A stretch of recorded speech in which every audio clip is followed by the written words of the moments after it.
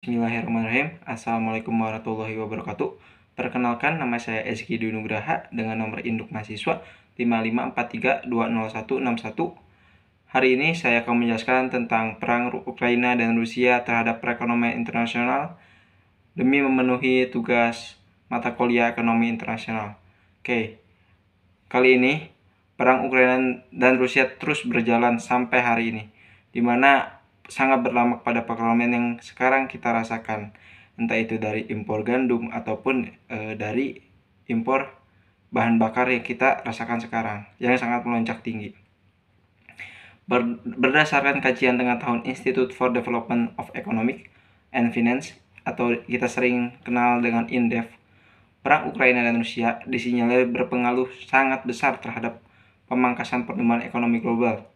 Bank Dunia memangkas proyeksi pertumbuhan ekonomi global dari semula 4,1% menjadi 2,9%. INDEF menilai bahwa invasi Rusia ke Ukraina menyebabkan adanya pembatasan akses gas, minyak, dan juga komoditas, sehingga imbasnya yang terjadi kenaikan harga energi yang kita rasakan, entah itu dari bahan bakar yang subsidi ataupun non-subsidi. Hingga pangan pun sangat terasa. Kondisi ini tidak hanya mengganggu perekonomian di wilayah Eropa Timur saja, namun juga terhadap dunia secara keseluruhan. Perang Ukraina dan Rusia menyebabkan gangguan yang lebih besar terhadap rantai pasok global. Akibatnya, prospek pemulihan ekonomi sangat bergantung pada durasi perang Ukraina dan Rusia yang terjadi saat ini. Tertulis dalam keterangan resmi kajian tengah tahun INDEF dikutip pada Sabtu 9/7/2022. INDEF menyebutkan bahwa disrupsi rantai pasok global menggerakkan kenaikan harga komoditas, sehingga menyebabkan inflasi tinggi di banyak negara. Sayangnya, di tengah berbagai keterbatasan pasokan yang barang saat ini, namun juga bisa terhambat karena adanya perang itu. Alih-alih melakukan promosi ekspor, kini banyak negara yang melakukan restriksi ekspor, khususnya terhadap produk pangan. Restriksi ekspor ini diduga kuat karena setiap negara ingin mengutamakan pemenuhan pemasokan domestiknya. Di tengah carut-marut rantai pasok, akibatnya suplai bahan baku impor industri terancam langka. Berdasarkan kajian dari INDEF, ketergantungan Indonesia pada impor gandum, kedelai, daging, farmasi, energi, dan mesin berteknologi tinggi berdampak terhadap naiknya biaya produksi. INDEF menilai bahwa perlu adanya pembenahan serius oleh pemerintah agar perekonomian bisa kuat dan bertahan kembali. INDEF berkaca dari kinerja ekspor-impor Indonesia yang mengalami penurunan invasi Rusia ke Ukraina sebagai alarm penurunan permintaan global. Nilai ekspor Indonesia pada Mei 2022 mencapai 21,51 miliar US dollar atau turun menjadi 21,29% dibanding April 2022. Beruntungnya, secara kumulatif, nilai ekspor Indonesia pada Januari sampai dengan Mei 2022 mencapai 114,97 miliar US dollar atau naik 36,34% dibanding periode yang sama tahun 2021. Menurut INDEF, kenaikan ekspor periode Januari hingga ke Mei itu antara lain disebabkan oleh low base effect. Artinya, kinerja ekspor tahun lalu merupakan kondisi lebih rendah dibanding kondisi yang saat ini.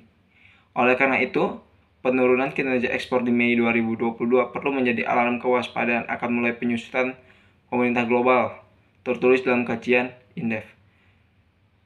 Kita berharap semoga perang Ukraina dan Rusia bisa cepat selesai dan juga kebutuhan bahan pokok ataupun bahan bakar yang kita sangat butuhkan di negara-negara berkembang ataupun maju bisa kembali terpenuhi, harga-harga bisa menjadi stabil kembali, dan juga semoga negara Rusia dan Ukraina bisa kembali damai, mendapatkan titik tengah, dan juga kepada Indonesia semoga bisa bertahan dengan kelonjakan harga yang tidak masuk akal ini. Itu yang bisa saya jelaskan tentang perang Ukraina dan Rusia. Memang sangat berdampak sekali besar yang kita rasakan mulai dari tahun lalu BBM terus naik dari 7.000 hingga 10.000, apalagi yang non subsidi per liternya sangat naik. Terus dari bahan pokok yaitu yang kita kenal adalah gandum sebagai bahan pokok kita, salah satunya selain dari nasi yang akan diubah menjadi terigu lah atau susu kedelai atau apapun, itu kita sangat membutuhkannya itu. Karena negara Indonesia belum bisa membuat gandum seperti di Ukraina. Karena kita sangat ketergantungan bahan pokok yang memang diimpor oleh negara Ukraina, yang dimana sangat terasa sekali bahan pokok ini tidak stabil, harga melonjak tinggi karena memang bagaimana kita mau mengimpor dari Rusia dari Ukraina, sedangkan Ukraina sendiri sedang berperang fokus melawan Rusia. Semoga kita berharap perang ini bisa cepat rampung, kegiatan ekspor impor di seluruh dunia bisa berjalan lancar kembali, dan harga pokok ataupun bahan bakar yang menjadi sumber utama pemegang ataupun pengendali kualitas harga di seluruh negara dunia ini bisa kembali stabil. Intinya seperti itu. Kita berharap doa yang terbaik. Mungkin itu yang bisa saya jelaskan. Mohon maaf apabila ada kekurangan. Wabillahi taufiq wal hidayah. Wassalamualaikum warahmatullahi wabarakatuh.